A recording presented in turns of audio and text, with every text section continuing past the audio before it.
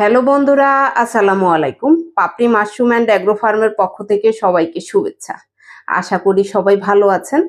একজন শ্রদ্ধেয় উদ্যোক্তা জানতে চেয়েছেন, আপু আমার কিছু মাশরুম আছে, কিন্তু আমি একদিন দুপুরে পানি দেই নাই, বিকেলে দেখি মাশরুম লাল হয়ে গেছে আর পিন হেডগুলো লাল হয়ে শুকিয়ে গেছে, আর স্পনের ভিতরে মাশরুমগুলো কেমন জানি হয়ে গেছে, পানি স্প্রে করতেছি তাও শুকনোই থাকতেছে।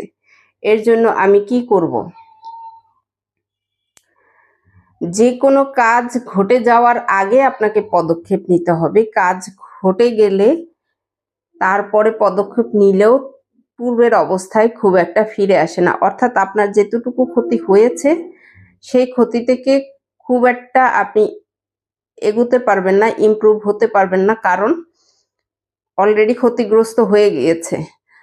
আপনি দূরে কোথাও গেলে আপনাকে ব্যবস্থা নিতে হবে, হয় রুমের ভিতরে চট বা ছালা ঝুলিয়ে ভিজিয়ে রাখতে, যাতে একবেলা পানি যদি নাও দিতে পারেন সেক্ষেত্রে আপনাকে রুমে সেই ব্যবস্থা নিতে হবে।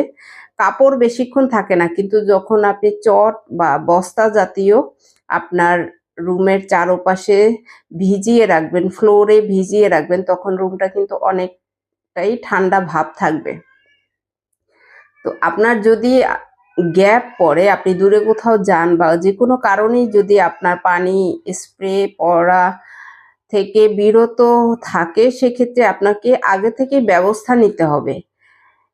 এখন যেটা হয়েছে, যেগুলো মাশরুমের পিন হেড বা মাশরুম আছে সেগুলো ইমপ্রুভ খুব একটা হবে না, এটা আপনাকে মেনে নিতেই হবে। তবে নিয়মিত পানি দিলে বাকিগুলো, যেগুলো পিন হেড বের হবে, সেগুলো ভালো অবস্থাতে থাকবে। আশা করি এই ভিডিওটি দেখে আপনাদের যাদের গ্যাপ পড়ে তারা এই পদক্ষেপটা নেবেন। গ্যাপের আগে পানি স্প্রে করার যে গ্যাপ, সেই গ্যাপের আগে এই পদক্ষেপটা নেবেন, এবং এসে আপনি পানি স্প্রে করার আবার 1-1.5 ঘন্টা পরে যখন আবার স্প্রে করবেন, ঘন ঘন 2-3 বার স্প্রে করবেন, তখন স্বাভাবিক অবস্থায় ফিরে আসবে। কিন্তু যদি কোনো পদক্ষেপ না নিয়ে একেবারেই পানি গ্যাপ পড়ে যায়, সেক্ষেত্রে সেই মাশরুম একেবারে শুকিয়ে যায় বা লাল হয়ে যায়, বড় হতে পারে না, সেটা আপনারই ক্ষতি হয়ে থাকে।